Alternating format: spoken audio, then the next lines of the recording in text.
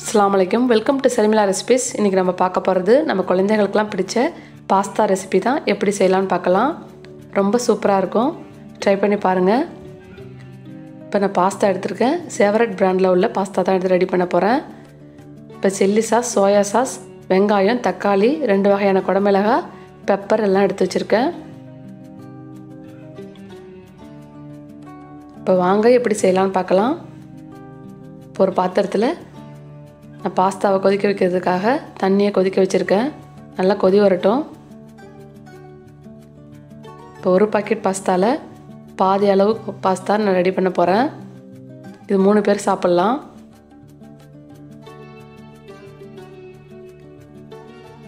இப்போ ஒரு வானலை ஹீட் பண்ணிக்கோங்க. ஒரு 4 ஸ்பூன் அளவுக்கு ஆயில் சேர்த்துக்கலாம். பாஸ்தாவுக்கு ஒரு 4 ஸ்பூன் அளவுக்கு ஆயில் சேர்த்துக்குங்க. ஆயில் கொஞ்சம் கூட இருந்தால் நல்லா சூப்பராக இருக்கும்.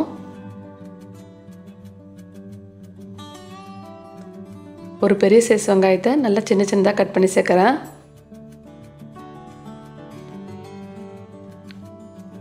நீங்கள் பாஸ்தா ரெடி பண்ணும்போது வெங்காயத்தை சின்னதாக கட் பண்ணிக்கோங்க.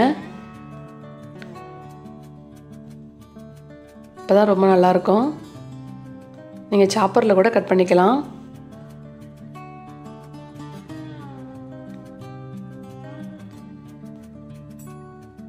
இப்போ 1 ஸ்பூன் அளவுக்கு சால்ட் சேர்த்துக்குங்க.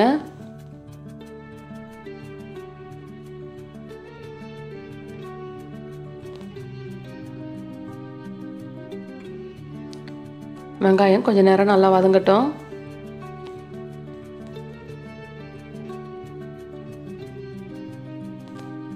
இப்போ 2 தக்காளியை நல்லா சின்னதாக கட் பண்ணி சேர்க்குறேன்.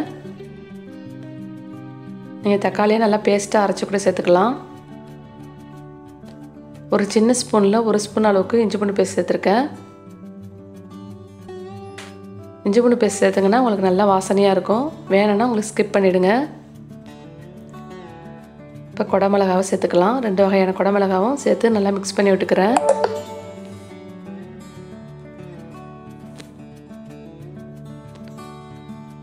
இப்போ 1 ஸ்பூன் அளவுக்கு பெப்பர் சேர்த்துக்குங்க.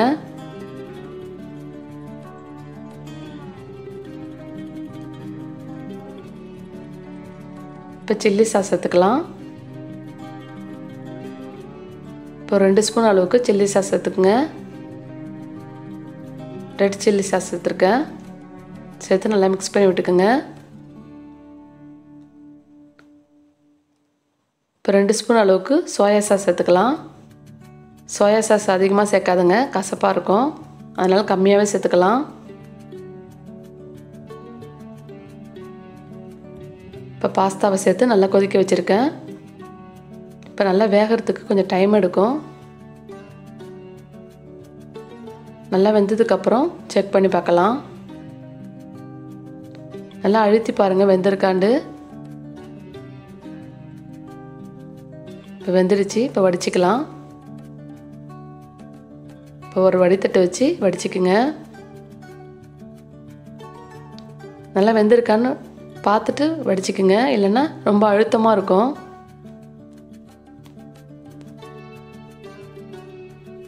இப்போ வடித்தாச்சு. இப்போ எல்லாத்தையும் சேர்த்து நல்லா மிக்ஸ் பண்ணி விட்டுப்போம்.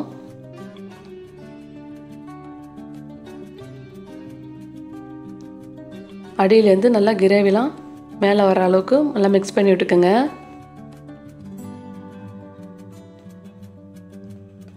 அப்போ தான் உங்களுக்கு மசாலா பாஸ்தாவில் நல்லா ஏறும்.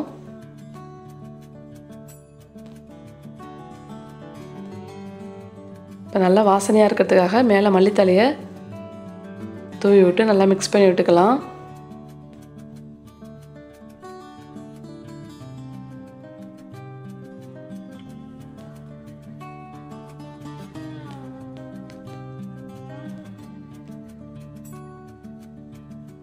இப்போ அடியிலேருந்து நல்லா கிளறி விட்டு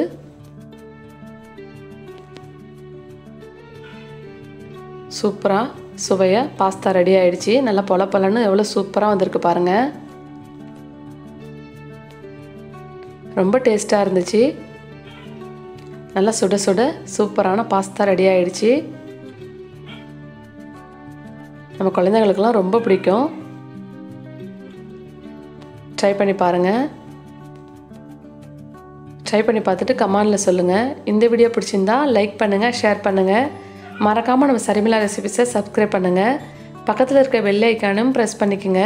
அப்போ தான் நம்ம எப்பப்போலாம் ஒரு வீடியோ போடுறோமோ உங்களுக்கு நோட்டிஃபிகேஷனில் காட்டும். உங்கள் ஃப்ரெண்ட்ஸ் அண்ட் சர்க்கிளில் நிறைய ஷேர் பண்ணிக்கோங்க. அடுத்த ஒரு இன்ட்ரெஸ்டான வீடியோவில் சந்திக்கலாம். தேங்க்ஸ் ஃபார் வாட்சிங். தேங்க்யூ.